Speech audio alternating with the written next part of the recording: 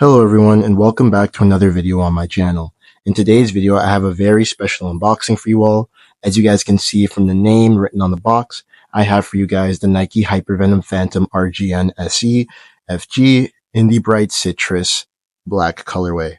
Now this is very special because this is a remake, of course, of the Nike Hypervenom Phantom 1, which originally debuted in 2013 with this exact same bright citrus colorway. So if we look at the box, you get a nice matte black box, which is really different to what you would have got back in the day. It would have been an orange box by the back in the day standards. Hypervenom logo in bold on the center. If you look at the sizing label, you can see it says Hypervenom Phantom RGN SE FG black bright citrus, men's 11 for the US, women's 12.5, and then UK 10, women's UK 10 because they do their things a little bit differently. The box itself is very, very simple. Just a matte black with some orange details in the swooshes and on the text on the bottom. And that's really it. When you open the box up, it has a really unique presentation compared to other boxes. So just to get started, you guys can see it's already different because it comes with this black wrapping paper instead of the traditional white wrapping paper, which is also in the box. It's just hidden underneath this black wrapping paper. So we take that down. Push this up.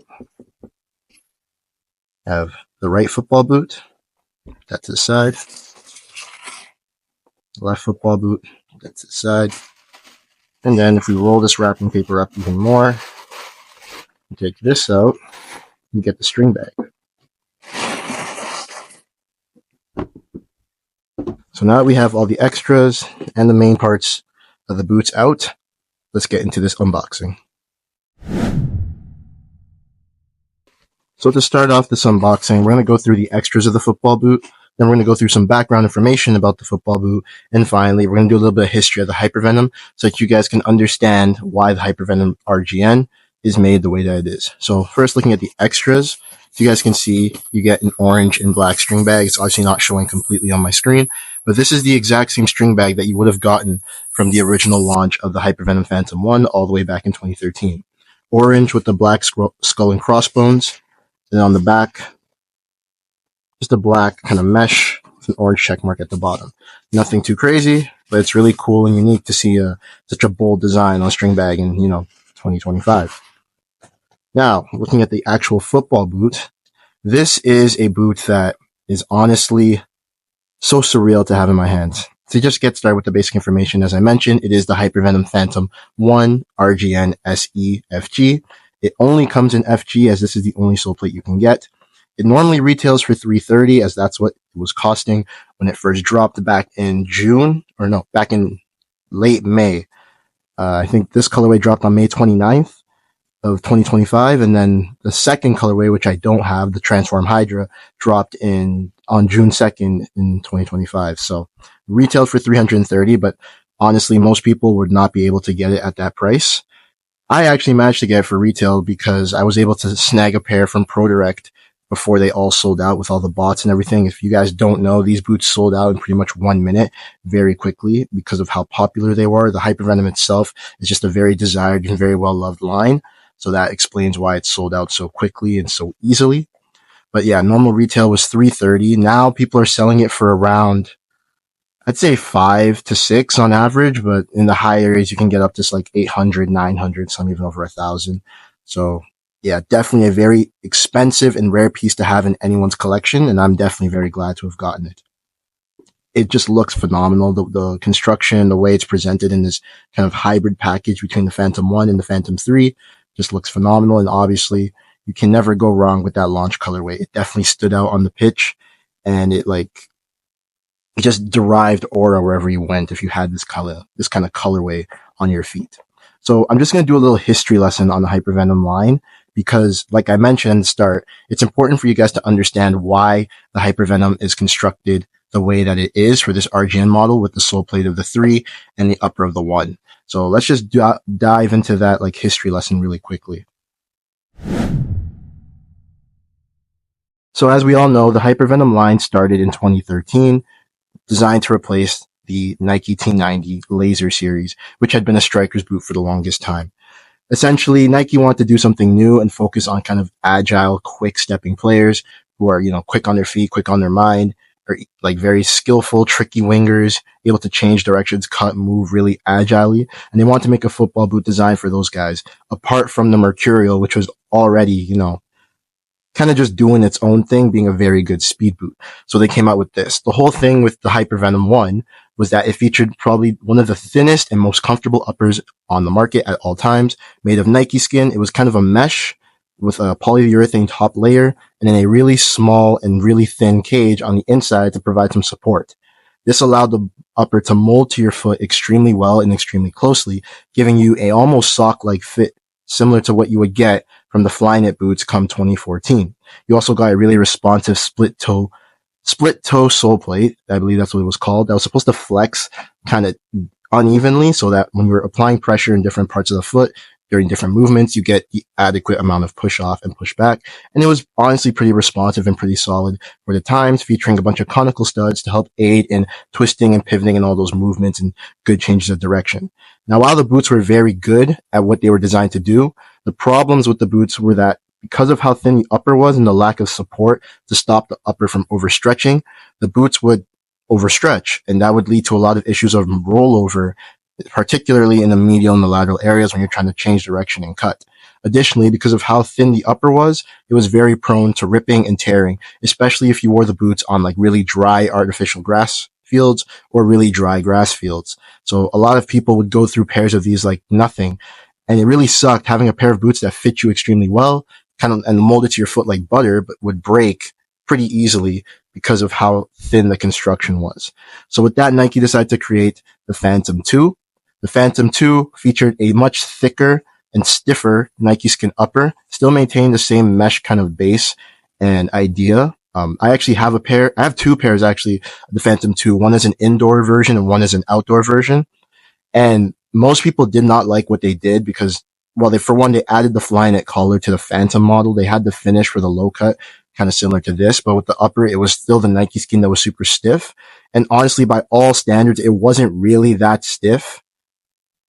But compared to what you got from the Phantom 1, it was just night and day. It really ruined the perception of what the Hypervenom was supposed to be when they went to the 2, because it went from this agile, super well-fitting, nice molding, comfortable football boot to something that was very stiff and uncomfortable by most player standards, even though to me, because that was actually my first ever pair of top-end boots, it really wasn't that bad. And so about like midway through the Hypervenom Phantoms 2's life cycle, because it was just not considered a good boot by most people, even so much as considered to like the Magista and the Mercurial and the Tiempo, it was probably the stiffest boot that Nike had on offer. They decided to go back to the original honeycomb kind of design on the Hypervenom Phantom 1 with the Spark Brilliance colorway. So a lot of people refer to it as the Hypervenom 2.5, featuring that same kind of honeycomb upper as the Phantom 1, but they also maintained some of the structural integrity design implementations they put, like the flywire cables and a little bit of stiffness to the upper to make sure that the upper would still last, even though you're getting something that's super soft. But even still, this wasn't enough to save the Hypervenom's reputation. So what ended up happening next was that Nike decided to completely scrap Nike skin on the Hypervenom altogether, and they came out with the Hypervenom Phantom 3. Now, the Phantom 3 is where this boot gets its sole plate from. As you guys can see, the upper is clearly from the Phantom 1, but the Phantom 3 is where the sole plate was stripped from. And the reason why it was, such a great boot is because one, it was made from Flyknit, and it still featured the flywire cables and like the polyurethane top layer over the Flyknit to kind of give you that structure. But it was also so soft and so much more durable without being so thin and so finicky the way it was constructed. It's kind of like with the Phantom 2 with how they made it really stiff in an attempt to make it more durable. Flyknit by nature is thicker, but still softer than Nike skin. So it just gave you that natural stretch and softness that you want from a sock boot, but at the same time giving you kind of the strength and structural integrity that you needed for the boot to stay, properly molded to your foot. And also the flywire cables really helped to keeping the boots locked in on your feet. But the main attraction with the Phantom 3 was the outsole, which was the hyper-reactive outsole. And basically, it featured a plethora of stud shapes. You guys can see from here, you have chevrons, well, these are hexagonal studs, but they're supposed to act as conical studs. You had some rectangular studs as well to kind of give you a bunch of different options for different kinds of movement. So if you're trying to generate more force for straight line speed, you want more traction, these studs would come in handy. If you wanted to twist and pivot, these studs would come more in handy. These were very nice for being stable and planting your foot into the ground. And the overall sole plate itself, if I take the insert out, you guys can see very responsive, very good, like rotational and torsional movements and resistance. It's just a solid and very good outsole, which is why a lot of people liked it when it came out on the Phantom 3. The Phantom 3. However, the Phantom 3, despite being a very good boot, it wasn't able to kind of bring back the love that the Hypervenom line originally had because the damage had been done by Phantom 2. And so Nike eventually scrapped it in 2019. So the Phantom 3 came out in 2017, but they scrapped it in 2019 for the Phantom Venom, which is essentially Hypervenom Phantom 4, but they decided to go with more of a striker's boot kind of focus. They kind of tweaked the hyperreactive outsole to be more aggressive, more mercurial-esque, and the upper featured a lace cover and more striking elements, kind of like you got on the Hypervenom Phantom 3 with the sense pods, but it was a lot more pronounced and focused on generating power behind the strike. So that kind of agility boot concept really died with the Hypervenom Phantom 3. And even though they've been trying to recreate it with the newest Phantoms, like the Phantom GT, the GX, and now Phantom 6, they've come nowhere near as close as they have as when they had it on the Phantom 1 and the Phantom 3. So clearly the Phantom 1 and the Phantom 3 were the best boots in the Hypervenom line in general. The 2 is generally considered the black sheep of the Hypervenom family. Hence why they went with the amazing upper that everyone loved from the Phantom 1 and went with the absolutely outstanding, probably best in class to this day, outsole from the Phantom 3 to make the Hypervenom Phantom Regen. It's basically a celebration of the best parts of the Hypervenom put into one football boot for everyone to enjoy. Starting with the upper, it's a near one-to-one replication of what you got from the Phantom 1. It's made from, of course, Nike skin being a really thin mesh layer, as I mentioned earlier, that was coated with polyurethane on the top to provide some protection against the elements and also to give some structure to the upper. And then it's supported inside by an internal cage that's kind of like suede lined, sort of, not entirely.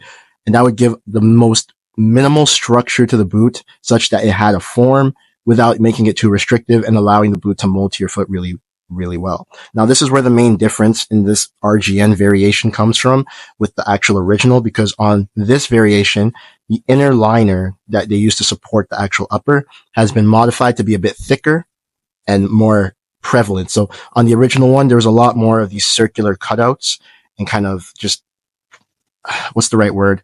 I'd say indentations throughout the liner to reduce weight and to reduce the amount of overall structure being provided by the liner to help with that overall softness. But because of that, the boots would tend to overstretch. So with this boot, Nike have decided to go in and make the liner a lot thicker and a lot more structured with less cutouts so that the upper retains its structure a lot better. I can't really show it like this because I have the laces tied tight. But you can kind of see, like, from here, the cutouts are more like rectangular instead of circular. And I will be putting up some B-roll to show that off a bit better. But they've done that in order to make sure that the upper has a bit more structure. It doesn't overstretch too quickly while also maintaining a bit more durability because it has some more support towards the back. Now, in terms of the actual feel, I've heard some other YouTubers say that because of that, this upper feels slightly more stiff and more structured than what you got from the original Phantom 1. I've never owned a Phantom 1, whether brand new or like used, so I can't say to that myself. But it is very soft, like all things considered.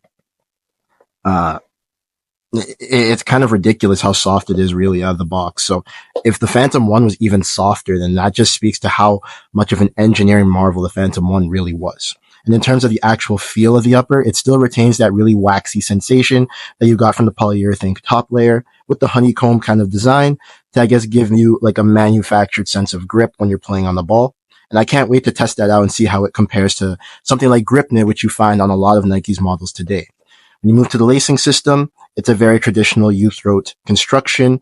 It's off-centered though, because they want to improve the striking surface of the football boot, similar to what's on the T90 series and, you know, a lot of Phantom boots today. And one cool thing that you'll see here is ACC, all conditions control branding across the tongue. This is something that you honestly don't see a lot from Nike's models today, mainly because with the Vapor, or I'd say more so the Mercurial and the Phantom, both of those boots are made from grip knit. So grip knit, as you guys may or may not know, it is hydrophobic. So you don't really need an ACC, all conditions control element to kind of prevent water from getting in the way of the performance of the football boot. Although it's never really been proven if ACC is really that useful, but I just remember growing up, if you had that branding on your football boots, everyone knew you had the, top line model or the elite model. So it's a very cool callback and touch to have. And when you move to the heel area, you can see it's very well sculpted. It is more on the traditional side. Again, I'll put up some B-roll because it's black, so it doesn't really show that well with my camera, but it's just this like synthetic leatherette line thing. There's no like heel pods or anything. It's just well sculpted and supposed to grip your heel really well. My only kind of fear for this is that because it's synthetic leather, if you're wearing socks that aren't maybe the most moisture wicking, your heel might start to slip as a result. And I wonder if this will cause blisters because again, it's not like super, I guess, grippy. There's no like grip elements. It's just kind of there as its own like kind of piece. So that's pretty unique. But also within the heel, you get an internal plastic heel counter. I think they've done what they did with the other Nike boots on the market right now, where they have like the lower internal plastic heel counter and then like the actual heel area, the part that rests on your Achilles tendon, is hollowed out or like it's a U-shaped cutout. So it doesn't put pressure because as you guys can see, it's very soft. Now, obviously I don't have a Phantom one, so I don't know if it was the same back then, but from what I understand, this heel construction is something that's relatively new to Nike boots, first appearing on the Phantom GX1. So I doubt that the Hypervenom Phantom 1 had heel construction like that. And then finally, when you move to the outsole, as you guys can see, it's the Hyperreactive 1. As I mentioned, considered to be one of the greatest outsoles ever made by Nike. It feels like the perfect balance in terms of just aggression, support, rotational, ability to move and twist and pivot. It feels like Nike did such a good job making an outsole that can do everything for you, but not be like too aggressive. A lot of people love to use this outsole on artificial grass pitches because the studs, they're not too long. And while you do get some chevrons, the conical studs along the medial side of the football boot, they help to kind of balance them out and mitigate some of the traction or excessive traction that you would get when playing on artificial ground with like studs like these. You also get a really supportive base through the midfoot, good responsiveness through the forefoot. It's just a really good outsole, and Nike always uses it on a lot of their Phantom remakes or Phantom special editions. I think they made a T90 Laser 1 remake, and then on their Phantom Venom remakes, their Phantom Ultra Venom remakes. Yeah, is it Phantom Ultra Venom? I'll put the right name on the screen, but they also use the outsole on those as well, just highlighting how good of an outsole this Hyperreactive 1 outsole really is. So yeah, very excited to use it and see how it goes. The only other thing to really mention would be the insole. If I pull it out really quickly, you guys will see that it has this like kind of grip pattern and this also like kind of ridged like support going through the foam. And that's because the Hypervenom Phantom 3 outsole came out during a time when Nike was doing this whole thing called Nike Grip. Basically, I could be wrong about the implementation. I'd have to look at some of my older boots for this. But basically how it would work was that the actual insole had like these rubber, or maybe not rubber, but plastic like grip elements placed around the base of the boot or on the base of the actual insole. And then there was like a slot on the sole plate where you would put the insole in and it would kind of grip to prevent the insole from sliding around. And then also, I think some of the insoles had like a more grippy texture to prevent your feet from sliding around when you're like wearing the football boots. I'll make sure to put up the exact implementation on screen, like either with pictures, B-roll, or whatever it may be. But just know that that's what Nike was doing back when the Hypervenom Phantom 3 came out with the Hyperreactive sole plate. So that's why the insole looks the way that it does. But that's it for the tech specs of the new Nike Hypervenom Phantom 1 RGN. It's more or less the exact same as what you would have gotten from the Hypervenom Phantom 1 upper-wise, and the exact same as what you would have gotten from the Hypervenom Phantom 3 outsole-wise. So now that we've discussed all the tech, given you some lore, it's time to put the football boots on feet, show you what they look like, let you know what they feel like, and just get to our final thoughts on these football boots. All right, guys. So we have the boots on feet, and as you can see, they look phenomenal. Absolutely beautiful. I'm even wearing my Brazil shorts right now. You guys can't see them, but I'm wearing my Brazil shorts, so I feel like I'm actually Neymar right now with the whole white, get up, the white socks, orange and black Hypervenoms, Brazil shorts. Reminds me of the ads from back in the day when they first launched these football boots. But yeah, enough rambling. Let's get straight into this. First things first, I can say about the fit is it's absolutely fantastic. It accommodates my wide foot really well. Normally, I get like a little bit of pressure from like maybe the mercurial on the lateral and medial parts of my foot, but these are perfectly fine. And I feel like the boots will stretch really well in these areas as well as I, cut and change direction and move around.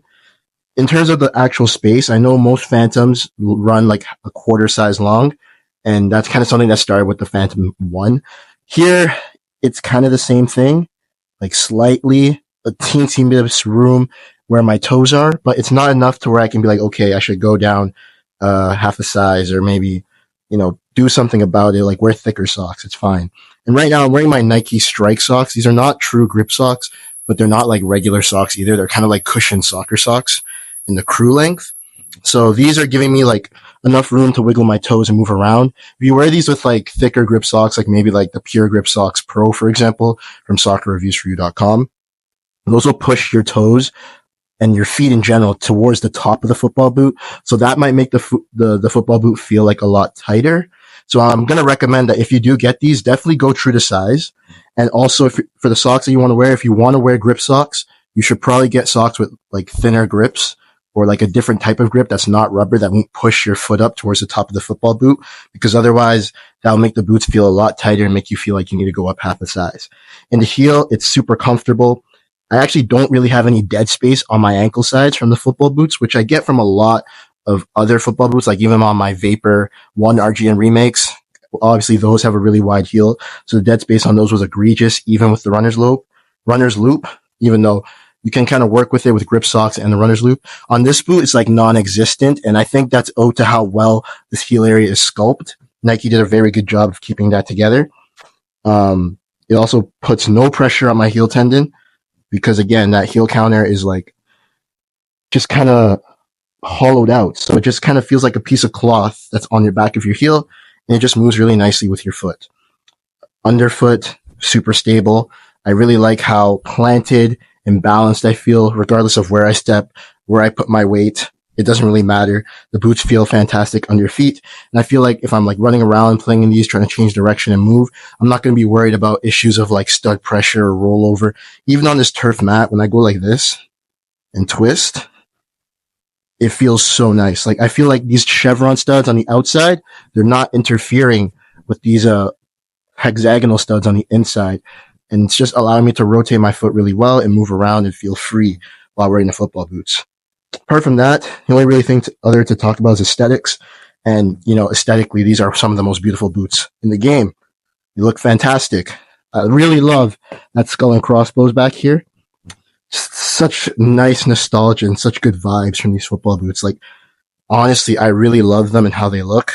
And I'm so glad I got them. I can't wait to get these out on the pitch and really train them, because I know the training session in these is going to be absolutely fantastic. But yeah, to summarize the on feet, very good fit, very comfortable, nice sole plate, easy to move around, very well balanced, and just a phenomenal looking pair of boots. So with that all being said, let's wrap up this video. Honestly, Nike has done a really good job of recreating the Hypervenom Phantom 1 and bringing it into the modern era.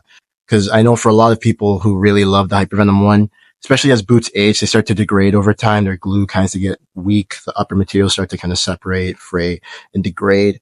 So if you want to use a brand new pair of Hypervenoms, especially the Phantom 1s, in the big 2025, you'd run the risk of wearing your boots out extremely quickly. But with these, honestly, Nike has done such a good job, and I can definitely recommend them if you want to get a pair of Hypervenoms to actually use in like today's day and age. Now, something I will touch on is the whole resale thing. As you guys know, this colorway and the other colorway, the Transform Hydra, both sold out in pretty much 1 minute. I was able to get this for retail, luckily. I wasn't able to get the Transform Hydra colorway. So with that being said, obviously a lot of you, if you want to get these, you'll have to go through resale and other like kind of resellers to try and get your hands on these, such as Goat, StockX, other boot plugs and things like that. And I'll be honest, like the boots are fantastic. Don't get me wrong. From a construction, aesthetics, fit, feel, these are great. But are they really worth the exorbitant prices that you guys are going to be asked to pay in order to get your hands on a pair of these? I absolutely do not think so. Because they're good, but guys, the Phantom 2 exists. The Phantom GX2, my bad. Phantom GX2 / Luna 2 exists. The Phantom 6 just came out, and those boots will give you a similar experience to what you're getting from this. Obviously not the entire same thing because of grip knit, right? But even this has like a waxy kind of grippy element to it as well, thanks to the way that the upper is constructed. So I don't know. It's just not worth it to me to spend 5, 6, 7, 8, even upwards to $1,000 on this pair of boots, especially because Nike did say they're going to be releasing more colorways of the Hypervenom Phantom RGN in the future. So honestly, guys, just save your money. If you need a new pair of boots and you really want the Hypervenom that bad, just wait for the new colorways to drop, because it's just not worth it to spend that much money on one pair of boots. Take it from me. I've done it before with my Phantom GX Thunders. I spent around $500 to get those. And while I love them, I would never do that again. It's just not worth it. So yeah, that's really it. Boots are fantastic, but definitely not worth like what resellers are going to be charging you for it. Just wait for the new colorways to come out.